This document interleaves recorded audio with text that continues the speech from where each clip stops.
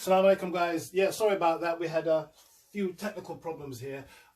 You could say that, technical problems anyway. So I'm just going to wait for a few people to come on, inshallah. My name is Khaleel Muhammad. We're going to start the workshop. We should have started it 2 minutes ago. 2 minutes? What's 2 minutes between friends? After all, guys and gals out there. So welcome to the Young Muslim Writers Award page.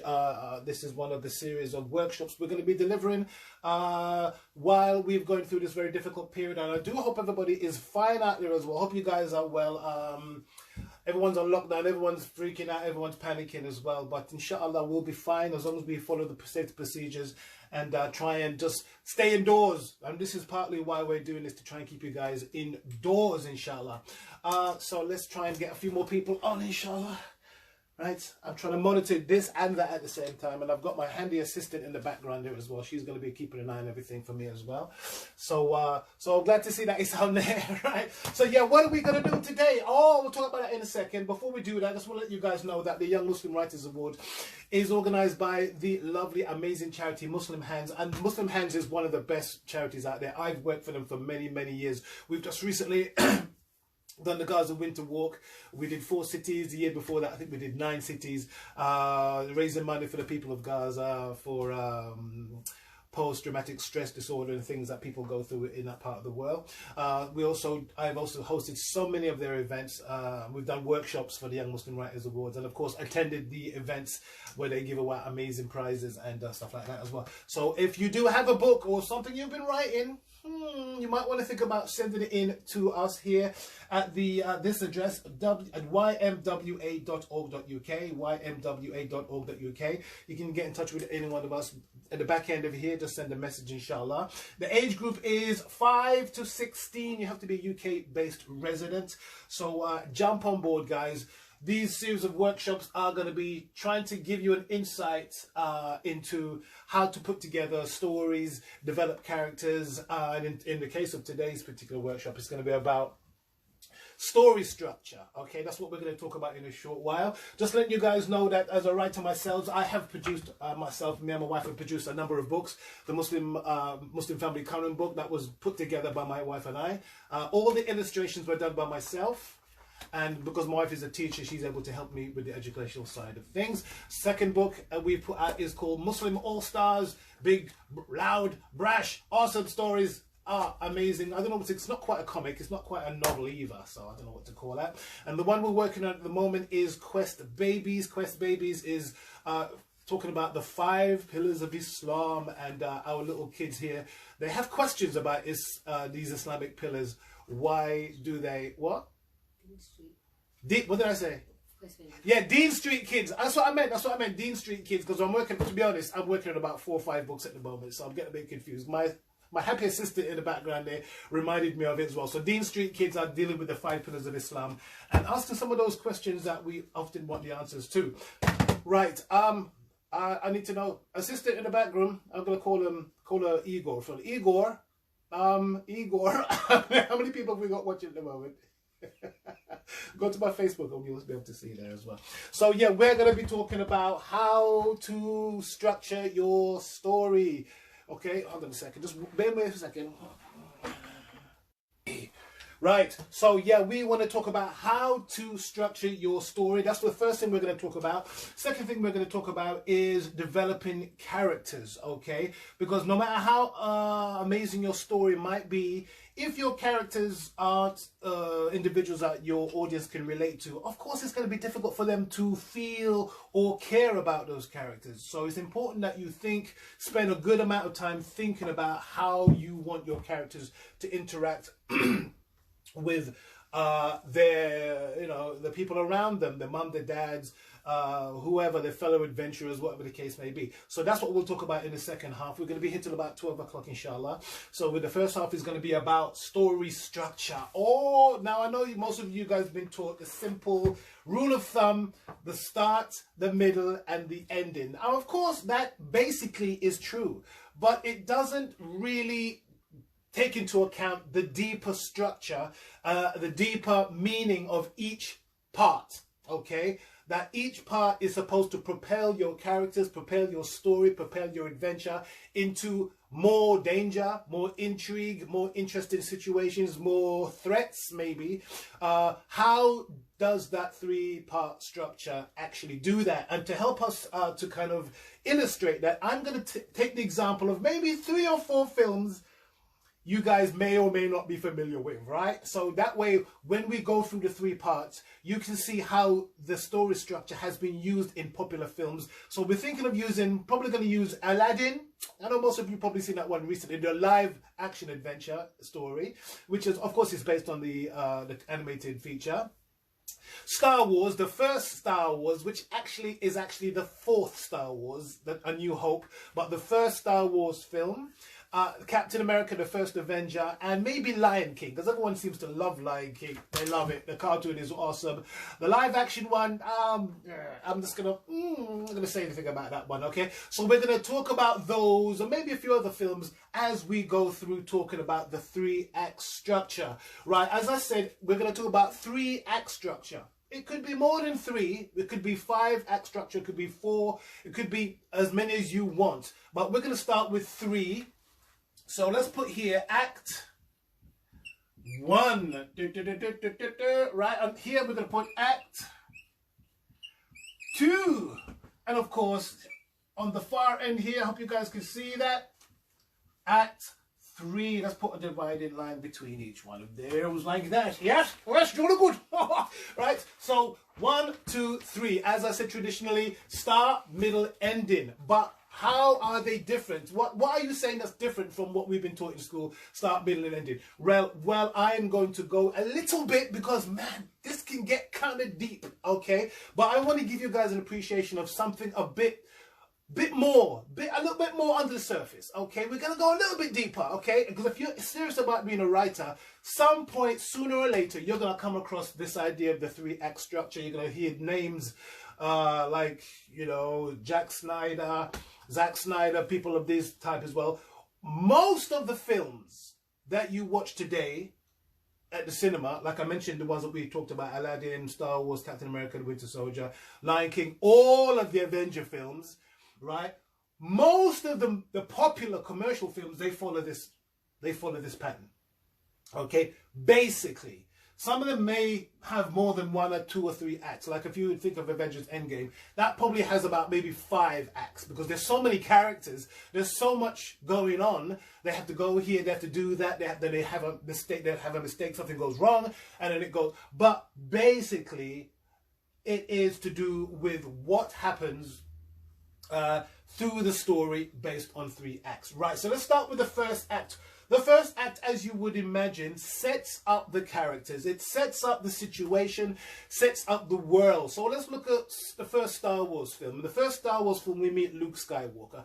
Luke Skywalker is just a simple farmer kid looking at the stars, wondering, I'd like to be up there one day, right? Just a regular kid. Nothing special about him. The only thing special about him is that maybe he has ambitions that go beyond his mundane world. But basically, you meet him, you see what he does, you meet the people looking after him, you kind of see where he lives.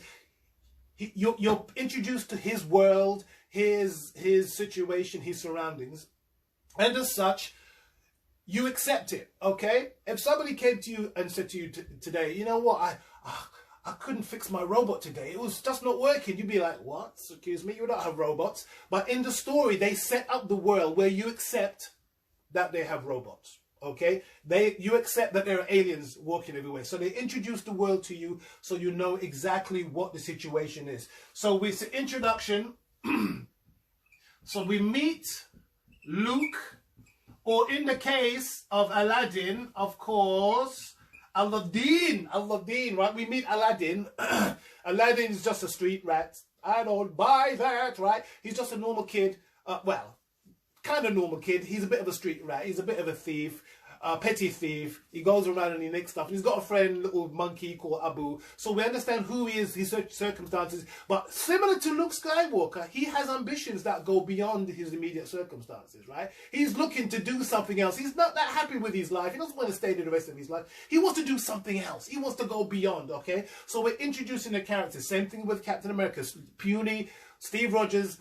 He's very brave. You meet his world. You see where he grew up. But he has ambitions to go somewhere else, which are beyond. Most of the films have that kind of idea, that they want to go somewhere beyond where their immediate circumstances are. Simba in The Lion King, same thing, okay? He's got this circumstances, he's grown, in his case, he's grown into wealth. Obviously, he's a son of a king, and but he has now the dreams of taking over from his father after his father passes away. So we get to learn who our characters are. So that is where later on, when we look at the time, when we talk about that a little bit later on, when we talk about the characters, we'll go into more in depth why Luke is the way he is. Why is Luke an orphan? Where's his parents? Okay. Aladdin, we never learn about his parents. Where are his parents? Does he got brothers and sisters? Interesting. Simba, we know Simba is the only child in his family. Okay. Why is that? Is there a reason why? Did his other siblings, did they die off?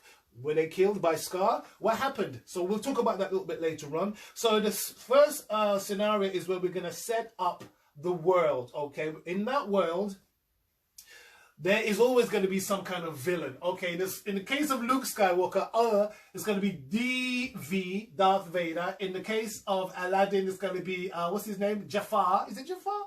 Jafar? Yeah, Jafar. In the case of Simba, it's going to be Scar. Now, these are villains, if you like. They are usually the ones behind most of the mischief. More often than not, okay? However, the thing that propels them into doing something, that propels them out of their normal mundane world, sometimes it isn't involving necessarily their villain. It might be something separate from their villain, okay? But something has to happen in the story that pushes them out of their normal day-to-day routine. That sometimes is called a call to action, okay? So again, you might hear different terms, but I'm just going to use a few that I'm familiar with. Call to action. Something has to happen to the character in his mundane everyday life to push him out of that life, to put him in the circumstances that he's not used to, that he feels, you know, smaller. He's more fearful now because he's the circumstances that aren't what he's used to. So this call to action, in the case of Luke Skywalker, he meets Obi-Wan Kenobi. Okay. In the case of Aladdin, he breaks into the palace, he meets the princess, and then Jafar kidnaps him, and Jafar uses him to find the diamond in the rough, right? He throws him in that cave. So at that point, Luke and Aladdin, they have to act, they have to do something. In the case of Simba, what pushes him out of his normal everyday world is the fact that his father, he thinks he kills his father. He thought it was his fault that his father died, but we know that it was Scar, okay? But the point is, something happens to him and he decides to leave, to move away, and he comes out of his immediate comfort zone and goes into a new world, okay? So something has to happen. So this is what you need to think about when you're creating your stories, okay? Personally, when I'm writing a story, right, I usually have something I like, a scene I want to see, right? For example, I'm writing a book called Rahima and the Robot, and the first idea I had for Rahima and the Robot was robots praying. Okay, I just wanted to see robots, like 50, 65-foot robots praying. Why? I don't know. I just thought it was cool. So I thought, well, why would robots be praying? Okay, what would be the call to action in that scenario, in that story, that would make somebody create a robot that is praying? How can robots even pray? What's the story around it? So I began to build a story around it. So I didn't initially follow the 3-act structure. I just wrote and wrote and wrote and wrote and wrote, and then later on, then I took the bits and put those into the 3-act structure. I know some people are going to say, well, Khaleel, you should work along the 3-act structure. True. All right. Yeah, you should. But sometimes some people don't, okay? You have to kind of find a method that works for you, okay? So anyway, so the call to action now. So something's happened, and that is going to propel our characters into the second act, okay? So something, in the case of Luke Skywalker, he has to find Obi-Wan Kenobi, you're my last hope, okay? When R2-D2 projects the image of Princess Leia And Luke sees it and he thinks, it says to Obi-Wan Kenobi, whoa, we're going to do something. And he goes, oh, your father. So there's a bit of intrigue there. Okay. So something happens. So something happens that creates them to come out of that situation. Okay. Now, they're being confronted with a challenge, with a call to action, which is going to push them, as I said, and you can't emphasize this enough, push them into a conflict, okay? Because they say that conflict is a shorthand for violence, okay? Now, violence is something that a lot of people have, most of them have violence in it as well. But if you can set up a situation where your momentum, your story, your whole of your characters are moving towards a epic climax, you can probably do that without violence, or you can do it with the threat or the stigma or the shadow of violence, or something horrible possibly happen to this character if they don't behave, if they don't act in a certain way. And of course, as they are coming out of their mundane life into the call to action, they're now thinking about themselves, do I have what it takes to actually do this? Okay, do I have what it takes? Right, let's move on, right? So we're going to build up to a climax, okay? Okay, so we're going to move into the second act now. Now that the hero is on his hero's journey, okay? Hero's journey.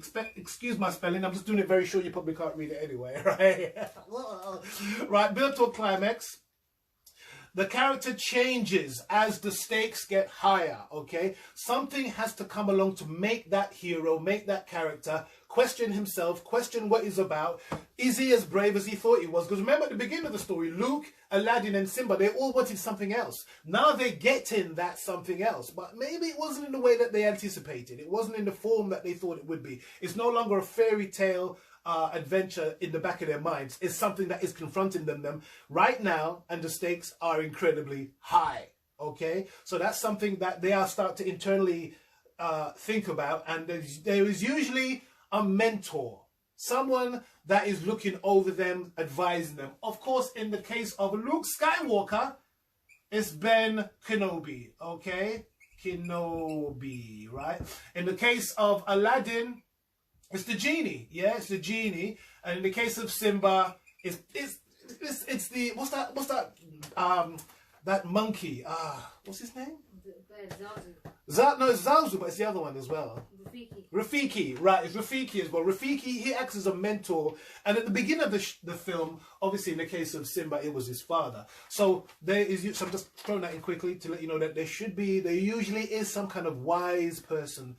In the case of, I mentioned Captain America, the Winter Soldier, sorry, Captain America, the First Avenger, it was Colonel Phillips, and it was a little bit Peggy Carter as well. She was acting like a mentor to him, okay? Somebody that was looking over him, someone that was mentoring him. Anyway, back to our hero's journey. So here now, something's going to happen that is going to start to build up the stakes, okay?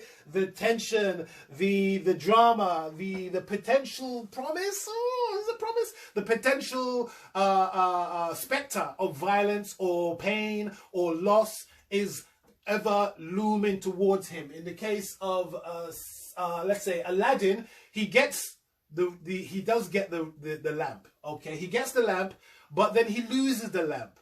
And Jafar gets the lamp, and as Jafar gets the lamp, now Aladdin has to ask himself, well, am I really a hero, or was I only a hero because I had the power?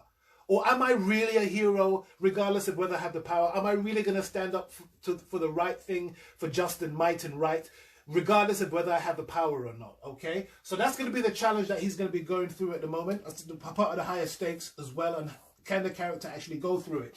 Now, so as we go through here, so you have to figure out what is it that's going to happen in the case, as I said, Aladdin loses the lamp. Captain America, what happens? I can't remember. Captain America. And I'm a massive Marvel fan. Oh my gosh. Right, Captain America, Winter Soldier. No, I keep saying Winter Soldier. Captain America, First Avenger. I can't remember. But anyway, so let's move on. So something happens at this midway point that they usually call, some people call it the dark night of the soul. Some people call it that, okay? You can call it the midway point, the climax, the tipping point, the situational point where everything goes wrong. He loses his shield. Aladdin loses the lamp. Simba loses his father, or when he comes back, he realizes that he's outnumbered. He can't cope, okay? So maybe in the case of Luke Skywalker, he finds out that his dad is actually, what's his name? I know that's the second one, but that's the same part of the story where he realizes, oh my gosh, the most evil person on earth is my dad. Is my old man, right? My dad. Right? That's not good to find out the evil person in the world, in the whole galaxy, is your dad, right? It's not very good. So everything looks dire. Everything looks really like a massive cloud, and it might even be raining. It's such a horrible time, such a horrible situation. Okay. In the case of Avengers Endgame, Avengers Infinity War. Obviously, they lost the ring. They keep losing the rings, the stones. They keep losing the stones all the time. Okay, so at the end of that story, obviously, in Infinity War, they lose the rings. They lost the battle, didn't they? Right. Anyway, so back to our three-part structure. So first and foremost, we meet our characters. Then we throw them into a situation, a call to action. So they go on a journey to actually find something or resolve something or to deal with something, and they have to confront fears, their own fears, their external fears, internal fears, have to deal with issues to do with, am I brave? Am I really brave? Am I not brave? Can I actually stand up to this bad guy? What do I do? Something happens in the case of Aladdin. As I said, he loses the lamp. Jafar gets the power. Jafar was already powerful before, but now he's like 10 times more powerful, and he's granting himself even more wishes to make himself into a wizard, even more powerful as well. So what do the characters, the heroes, what do they do at that point?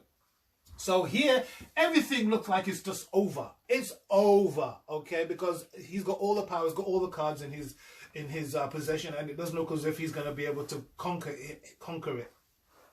Then we move into the third act, okay? The third act is going to be where, of course, our hero comes back. The hero's journey is going to conclude. Of course, he started off as a simple character, maybe 5'2" Steve Rogers, or a Luke Skywalker farm boy, or Aladdin street rat, whatever the case is. They are moving through changes, okay? They're confronting, as I said, internal as well as external combatants, situations that are testing them, forcing them to grow, forcing them to think about who they are, what is their place in the world, and all the rest of it. Here now, all of the things that they've learned in Acts 1 and 2 should now come to fruition. He should, like Luke Skywalker, finally learns to use the lightsaber. He uses the Force. He learns to let go and to trust the Force and to kind of just go with it. Even though everything looks like it's about to topple around his ears, it looks as if it's all going to end. All of his skills, Captain America, all of the things he learned about being loyal, about being a servant to the country, about using, for Captain America, it's not just about his super soldier serum or the fact that he's got a costume or he throws a shield. It's about the person inside. And there's something I wanted to talk about as well, something about duality, okay? Duality, meaning, look, if you look at Luke Skywalker, his opposite is Darth Vader, okay? He's got the Force, he's got the Force. One went bad, one went good. If you look at Aladdin, his opposite is obviously Jafar, okay? They've both got power, but Jafar went evil and he went good. If you look at Simba, it's the same thing again. It's a Simba and Scar. Simba's going good, or his father went good, and Scar and his lot, his minions, his hyenas, they went bad. Same with Captain America. Obviously, Captain America is the good guy. The bad guy is the Red Skull, okay? So that's why most times you see in Marvel films, I'll just use Marvel films as well, that Iron Man fights somebody who's like him. He's got armor, but he's evil. The Black Panther fights somebody like him, which is Killraven. One mask can you don't know, right? Fight somebody like him. They always fight somebody similar to them, okay? Showing you the two sides of the same coin. That's meant to be a coin. Can you see that? That's meant to be a coin, right? Right? That's the good side of the coin and that's the bad side of the coin, right? So he's showing you that, look, what happens if you choose wisely as the hero? It's going to be hard, right? You're going to make challenges. You might lose people, right?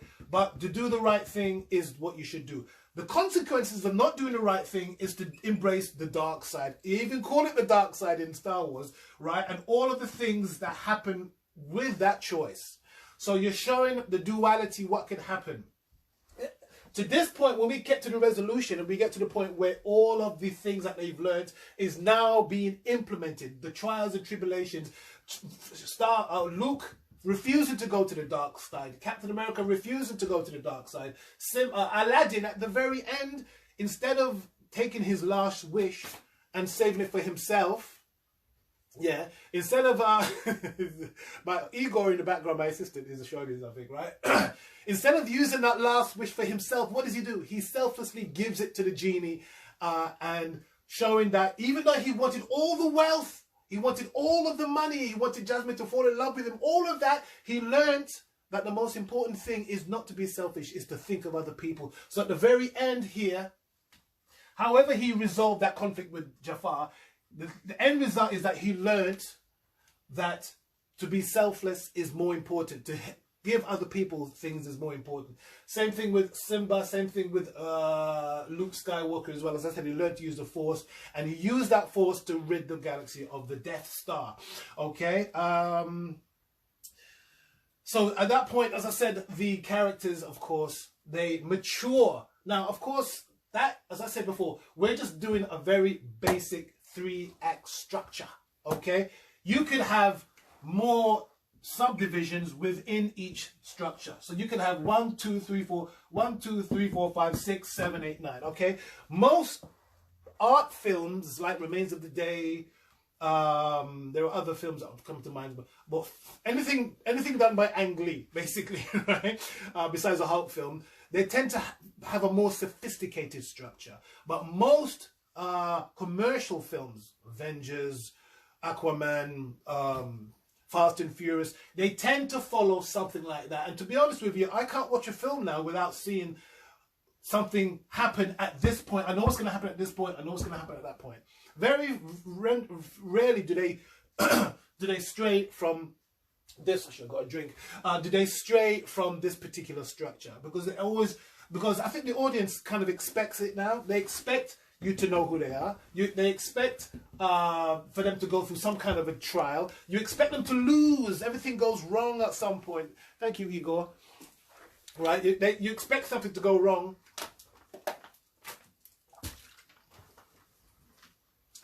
Setting up the big comeback, the big triumphant victory of the hero.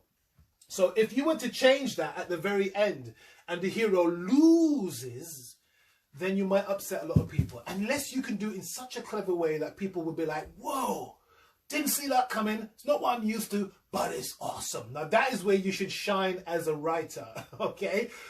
I hope that I am speaking to the next Steven Spielberg, to the next Ang Lee, to the next George Lucas, whoever, right? I hope I am speaking to that person, because this stuff is going to be the bread and butter. As I said, if you're even mildly interested in writing books professionally or even just for fun, you're going to want to develop your skill. You're going to want to be able to tell more enticing, more interesting, more intense stories, stories that grip people, stories that will, as I said, push your imagination. I was talking to my nephew the other day, and he lives in Egypt, and he was talking about, we'll get rid of all this, right? He was talking about using these story structures because he's translating a lot of hadith and stuff like that while he's over there. And he says it's amazing that a lot of the seerah stories do fall within this similar pattern. They do fall within this similar pattern. And that's what we kind of got talking about it when he came over quite recently, just before the pandemic thing. So it's interesting that those basic beats, those basic expectations and the hero's journey is to be found in the seerah, which is very interesting. Right, we're going to quickly shift over to the next part. But before we do that, do we have any questions? Igor? Yes. My assistant Igor, okay, he's going to have a quick look. Okay, no questions. How many people watching? 22. 22! Okay, does anybody have any questions or anything they want to comment before we move on to the second part of today's presentation? Which, let me remind you guys, is organized by the Young Muslim Writers Award. Okay, Fantastic, fantastic initiative. They're very kind to me each year. They invite me along to their awards where I do get to sample some of the most amazing writing from young talent between the ages of 16 and really, there is, and I'm very proud to say that there is an amazing wealth of talent regarding writers, young Muslim writers out there that put forward their stories and their poems and stuff like that as well. So the Young Muslim Writers Award, if you've not gone to their page, you've not liked it as well, please go over there right now. Once after this, boy, get back here. After this, go over there and check out their webpage, inshallah.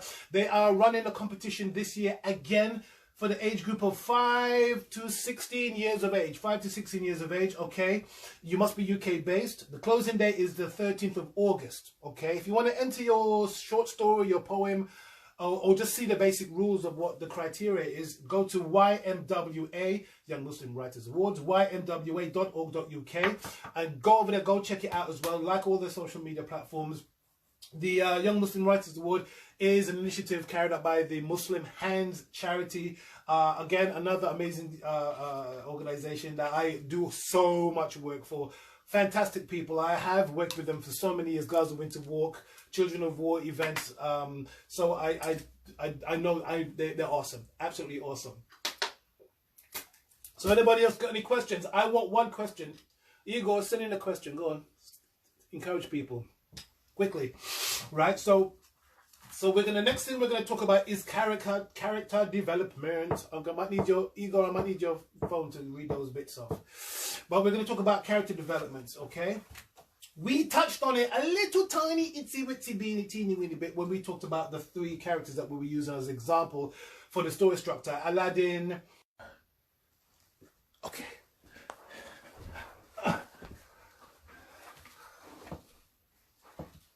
Okay, here we're back, right. Sorry about that. Yeah, that's you know how it is, a few technical problems every now and then. Right, so yeah, so sorry, read that question again. What Keep stopping, yeah. Thank you, Kosa. We're hoping Khaleel will be back with us in a moment. Yes. What's the expectation in Act 3?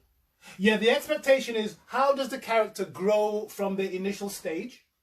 How do they use everything they've learned from stages 1 and 2 and bits of 3? So the expectation, because you're going to expect that person, even intuitively, is it back on?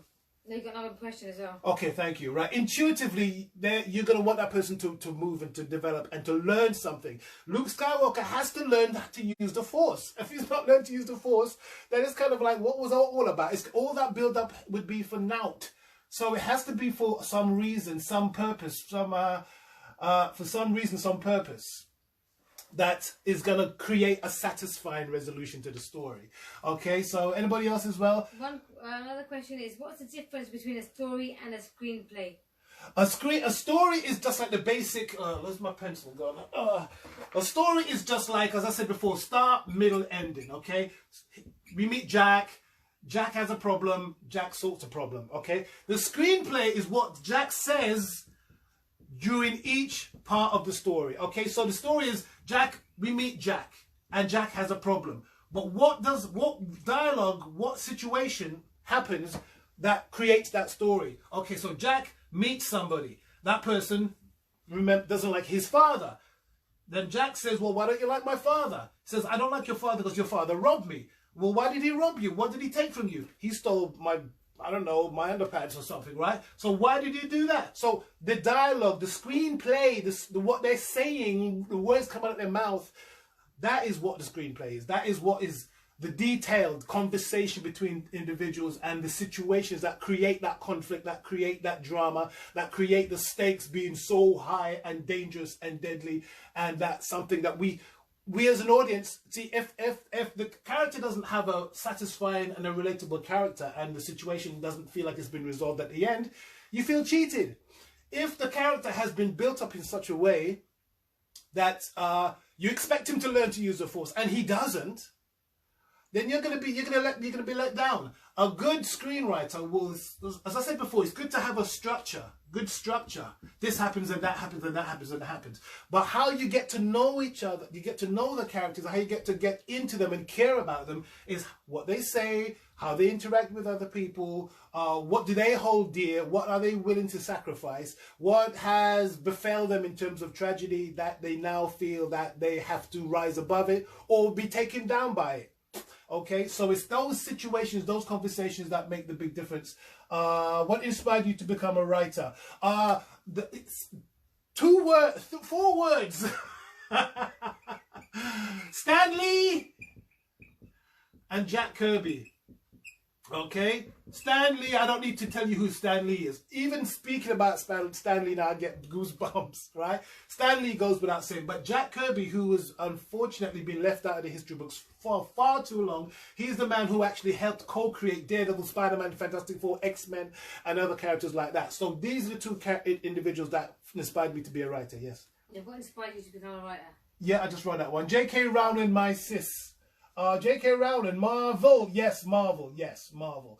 The reason why Marvel was so amazing back in the 60s is because at that point of comics history, DC Comics, and I'm not a DC hater, I love DC, but the facts are, as far as I see it, DC were having very one-dimensional, simplistic characters. Superman was all good, he didn't have any problems. All the problems that Superman faced were external to him. Okay, same thing with the Flash or the Green Lantern. All their issues were external. What Marvel did to change the entire game was to give the hero problems. Now I say it now, it's a cliche to say it, but that's what happened at the time, and that's what made them different from DC Comics and the DC characters. That the characters were human. Peter Parker had problems. Peter Parker wasn't he wasn't a sterling member of the society. You know, he wasn't perfect. He had problems. He had a sick aunt. You know, he was at school. He was failing in his grades. He was being bullied, which brought these characters down from the Olympian status down to an earthly status, and that was created a likable, relatable character. So Marvel comic, that's why Marvel comic is the one. Stan Lee, I should say, and Jack Kirby. Stan was more kind of earthy, and Jack Kirby was more cosmic in terms of his take on characters and stories. Right? Any more questions? Quickly, we're gonna go forward. We're talking about characters, okay? Let me see. Marvel, J.K. Rowling. J.K. Rowling your sister, Aliyah. That's interesting. Do you ever get writer's block, and how do you overcome it? I get writer's block all the time. Should I admit that? Yeah, I got writer's block right now, to be honest with you. Maybe not so much writer's block, but creative block, because I've written Rahima and the Robot. We're doing Dean Street. That's practically finished. We're doing the Adventures of the Hakim book, and the story's written. The story's finished, but my block is coming to the point where I'm having a problem designing the book. Because you see, somebody has to design these pages, and that's what I do, besides write. So I'm a graphic designer as well. So I get Brother Musa from Indonesia, excuse me, from Malaysia, to do the illustration. But I have to design it. And designing it takes a lot of energy, a lot of brain power. So that's where I'm at the moment. So I'm not having a writer's block. But if I have a writer's, in the classic sense, writer's block, there are a few things that I try to do. I've discovered that sometimes we wait until we're in a good mood to write. But I've discovered that even if I'm not in a good mood to write, if I still write something, it's probably going to be pretty much the same as when I wanted to write something. So I just write. If it comes out garbage, so be it.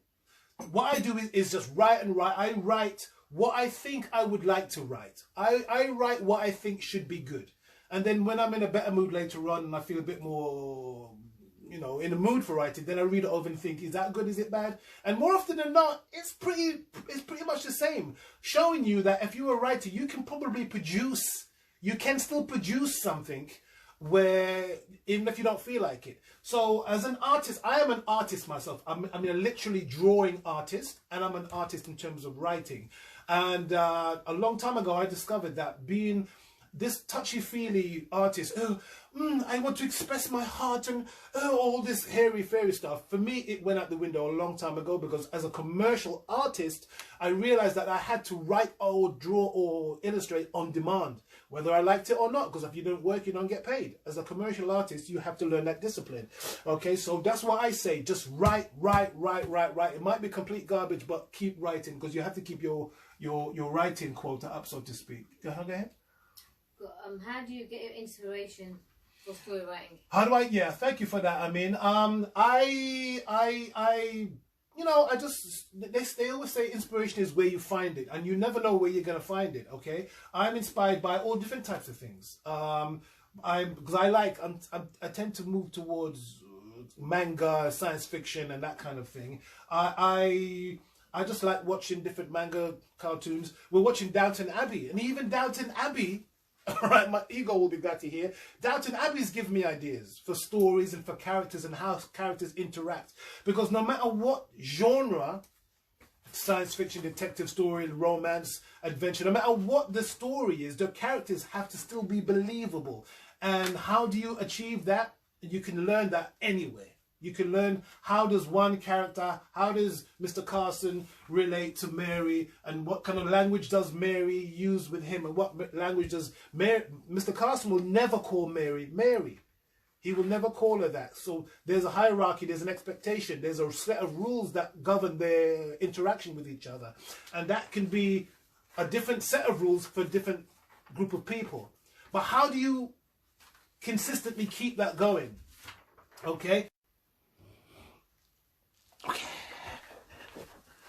Thank you for that. Thank you, Kosan. I mean, yeah, I don't know why it keeps stopping like that. I don't know why. Well, do we pay a Wi-Fi bill? Right? I don't know what's happening there as well. So what I was saying a minute ago is that we've got another 10 minutes before we finish for today. But in terms of developing that character,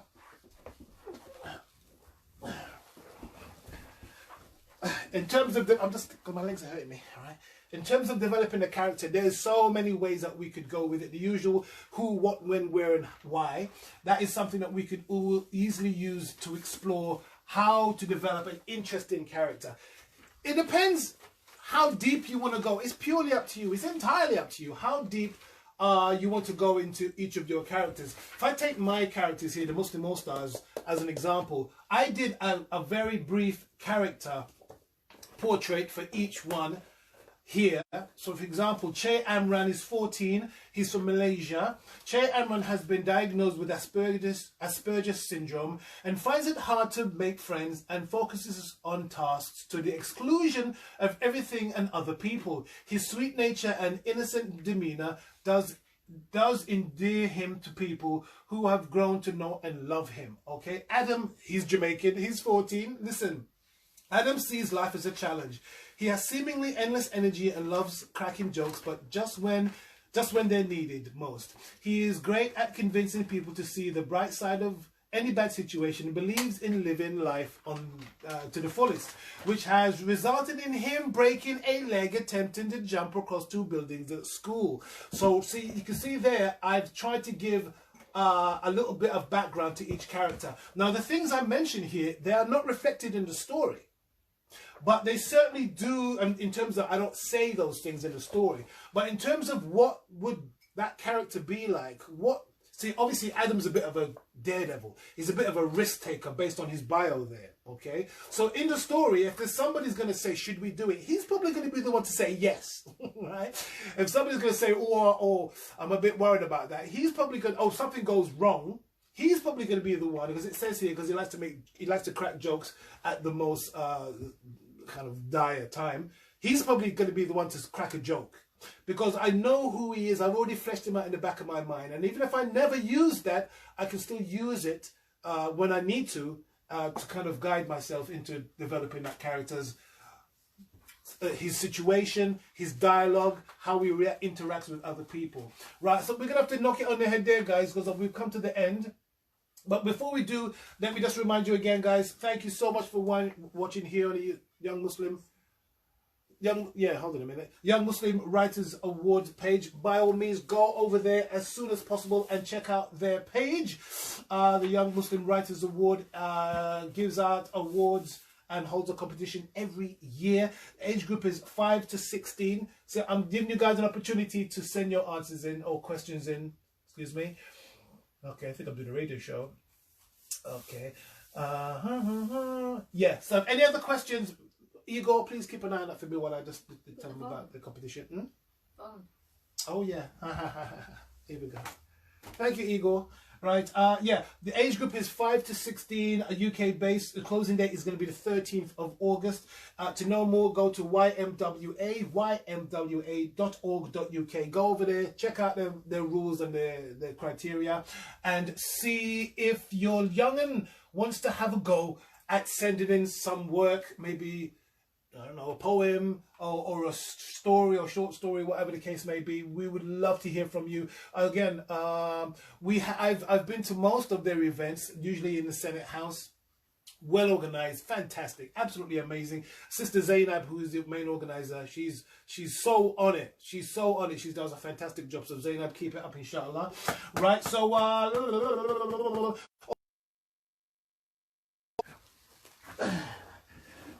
right, sorry, I don't know why it keeps going off like that as well. We have to sort that one out, inshallah. But anyway, yeah, so somebody said that they're only 14 as well. I don't see as that to be, I don't know if you're saying that in the respects that you're saying that, oh, I'm too young or anything like that as well. I don't think you're saying that. But if you are, don't, okay? If you are saying that, don't. I didn't start writing till I was 30... something. I don't know, to be honest. I can't remember, okay? And I am still very much learning how to put stories together, and I'm always watching YouTube videos. I'm always watching lectures about story structure, character development, conflict resolution, things of that nature. So it's an ongoing process. It's an ongoing process that you will have to go through in order to hone your craft, okay?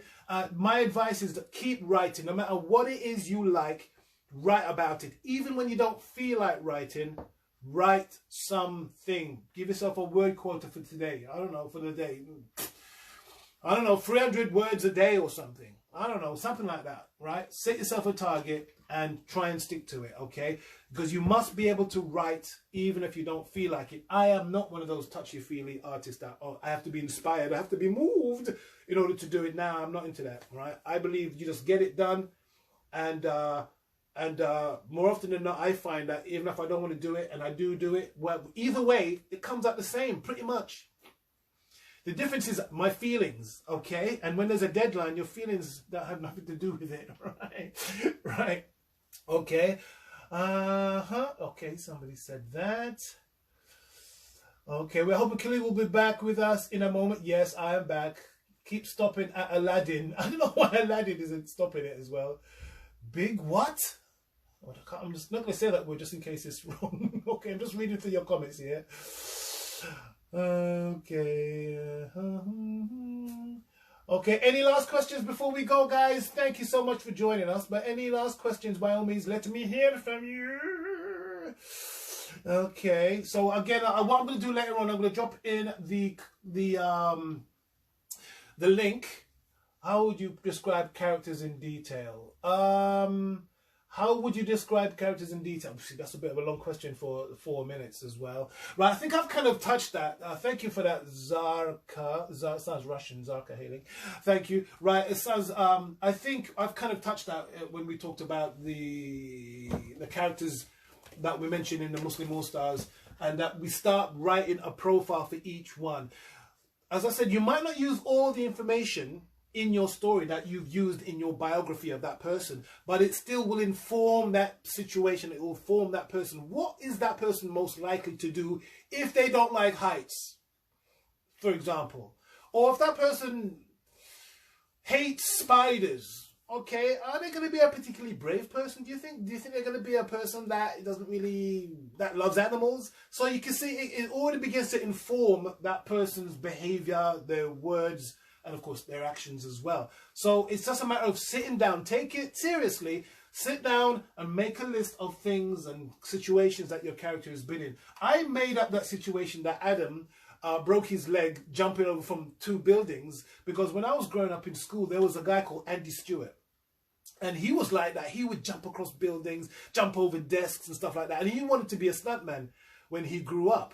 Okay, and he was so filled with energy. He was always cracking jokes, but his whole persona this risk-taking, happy-go-lucky kind of, his whole persona was embodied in his character.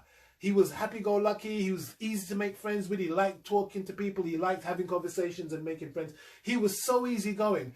But so him being like a daredevil, it kind of fit. It kind of fit together. So similarly, Chi Amran, okay, he's crazy about comics.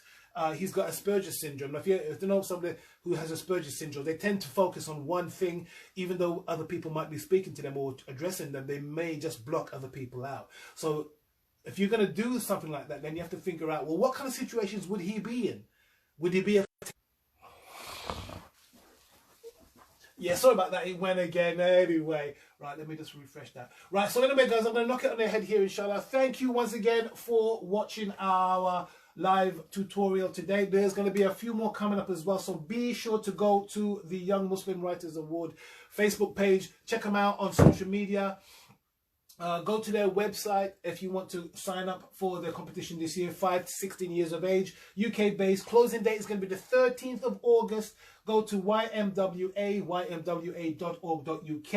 Go and check out their stuff there as well. Check out some of my Facebook pages, Skyborn Publishing, where we're putting together these books and so much more, inshallah. Guys, once again, thank you for joining us, and stay safe out there. I know this coronavirus is really getting a lot of people down as well, but keep your chin up, keep us in your du'as, inshallah, likewise, and we look forward to speaking to you guys soon, inshallah. Take care. Assalamu alaikum.